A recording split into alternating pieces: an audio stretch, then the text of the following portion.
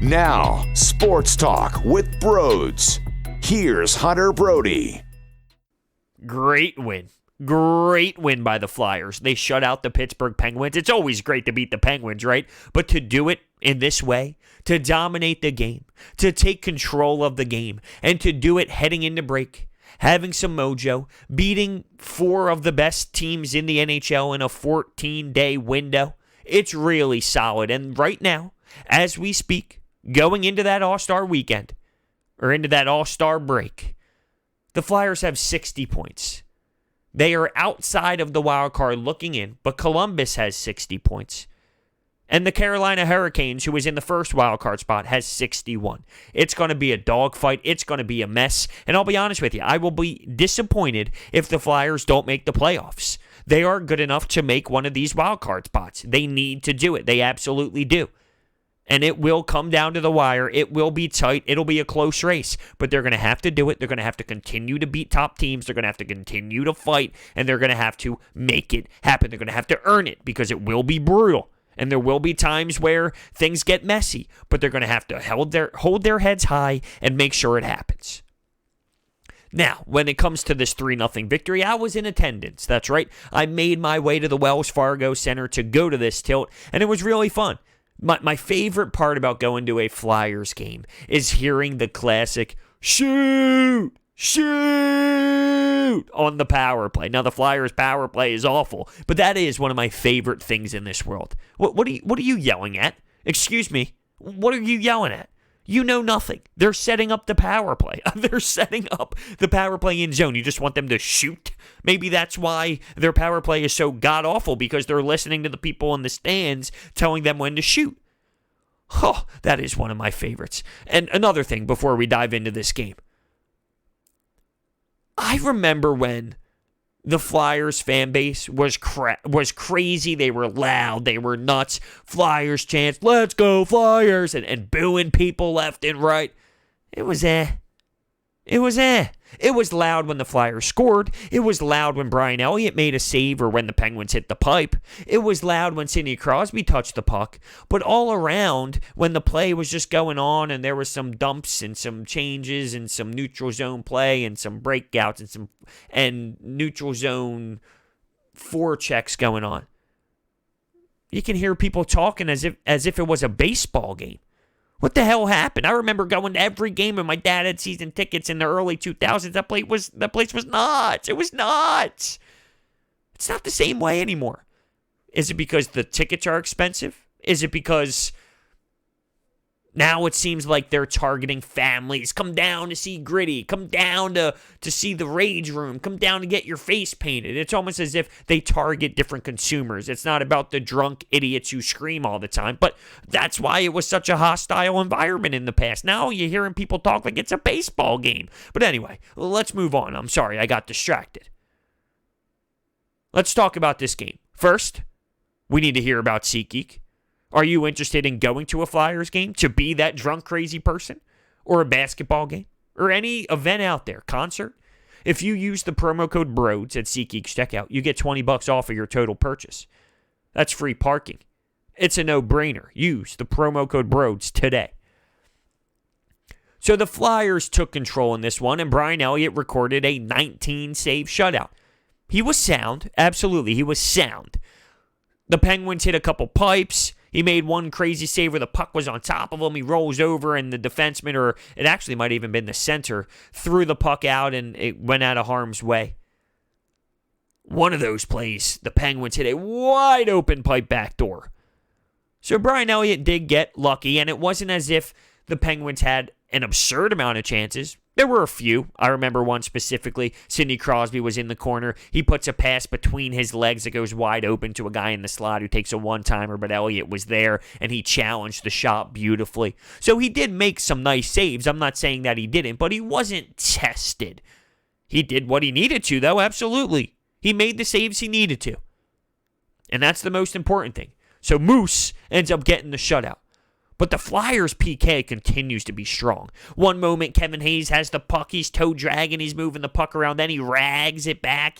He passes it towards the defenseman. They milk more clock off the peeper. Then they send it down once again. What a remarkable play by Kevin Hayes. But the Flyers' power play goes 3 for 3. They are so strong. It's one of the best parts of this team. The problem is, though, I think they're taking way too many penalties. They're consistently giving their opponents time on the power play. Now, I know they're shutting them down, but can we please stop giving them so many chances? You can't live and die with giving the Capitals 5 power plays, with giving the Bruins a ton of time, with giving the St. Louis Blues opportunities, with giving the Pittsburgh Penguins chances. You just can't do it. Eventually, they're going to find ways to score consistently. I know the PK's good. They're aggressive. They're getting the puck out of the zone. They really are dominating. But for how long? Can they consistently do that? Just stay out of the box.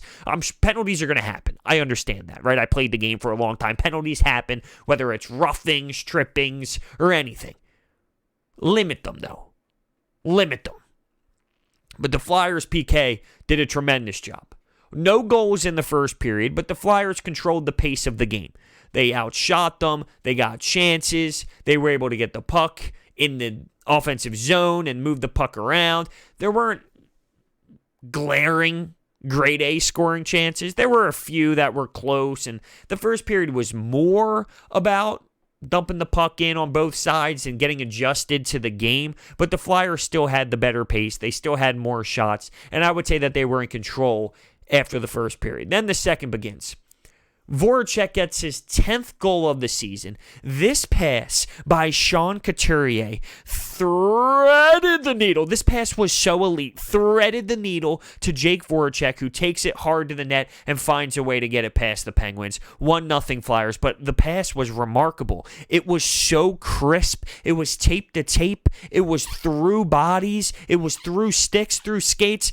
There was traffic involved, but nope, he found a way to just punch it through there, and Voracek made a beautiful delivery and attacked the blue paint hard and was able to beat the netminder going to the other post. So it really starts with Sean Couturier, without a doubt, because without that pass, there would have been no goal. But the way Jakub Voracek has been playing as of late, I'm really intrigued. He has stepped it up. We need Jakub Voracek to play like this. We absolutely do. If we want this team to succeed, we're going to need Jakub Voracek. I know he doesn't really mesh well with the fans. I know he has a very unique personality when it comes to this fan base, and he's not afraid to clap back at people. But all around, when he plays like this, and when he's on top of it, he can be effective, and he has been, no doubt. He scores his 10th of the year. Also, Joel Farabee picks up a secondary apple on this one. As soon as I called him out for going through a dry spell of, 15, 16 games without scoring a goal, he finds ways to put the puck in the net. He gets a secondary assist on this one, so he finds a way to get on the score sheet. He must be watching Sports Talk with Broads, because after I said that, and it said as if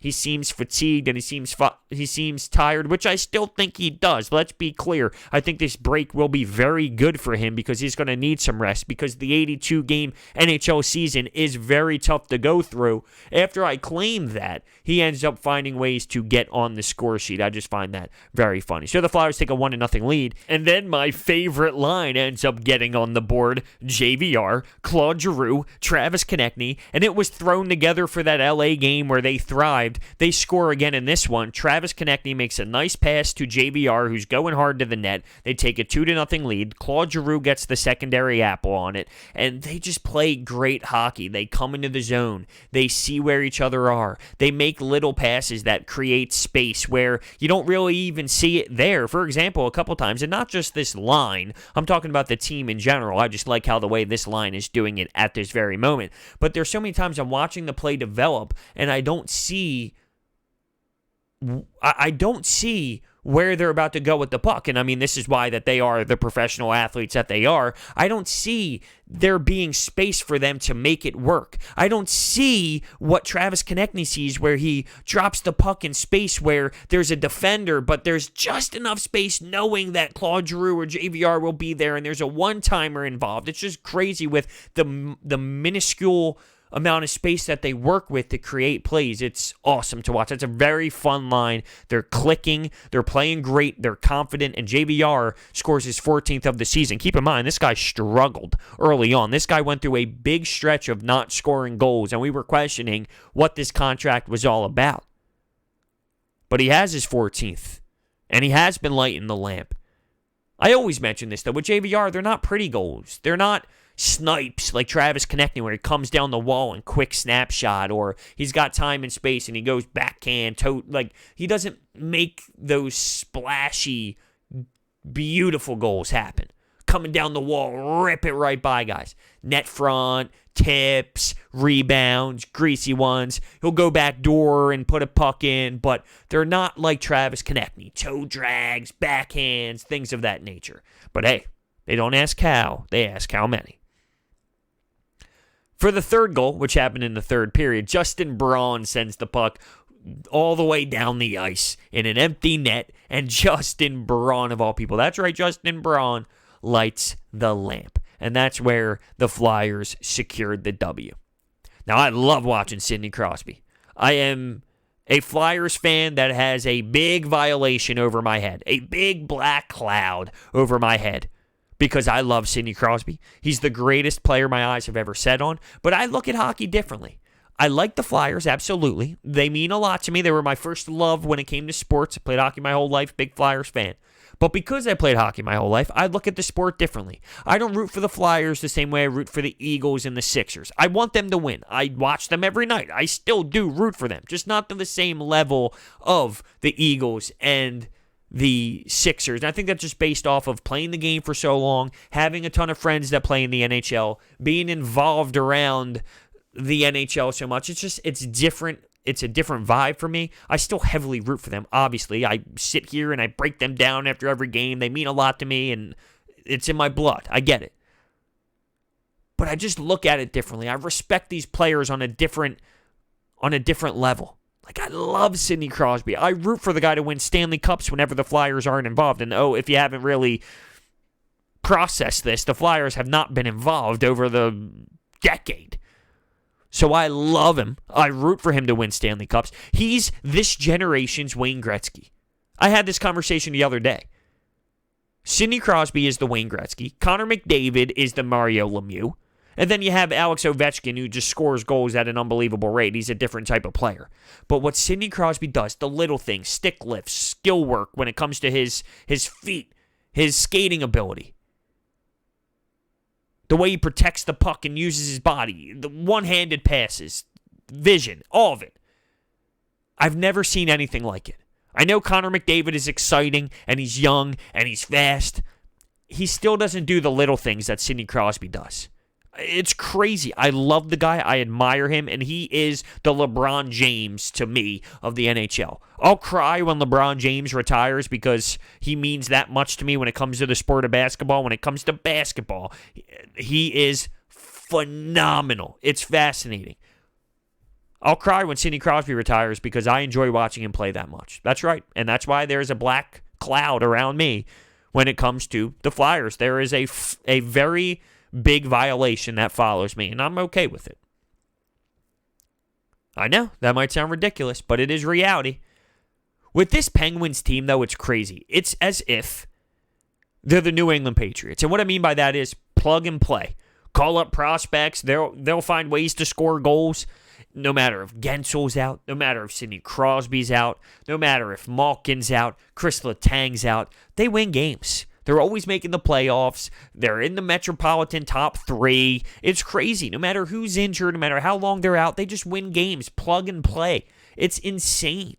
And they're so good, too. Now, right now, they're having some controversy in the net with Matt Murray. He's not playing great hockey. And then their fans ended up being sarcastic when cheering for him after making a couple saves. Malkin comes out to the media and bashes the fans. It's all very interesting when it comes to that goalie situation right now. But all around, they do find ways to just plug and play. And it's crazy. It is. Now, one thing Alain Vigneault stated, he's happy about the break, but he's also not happy about the break.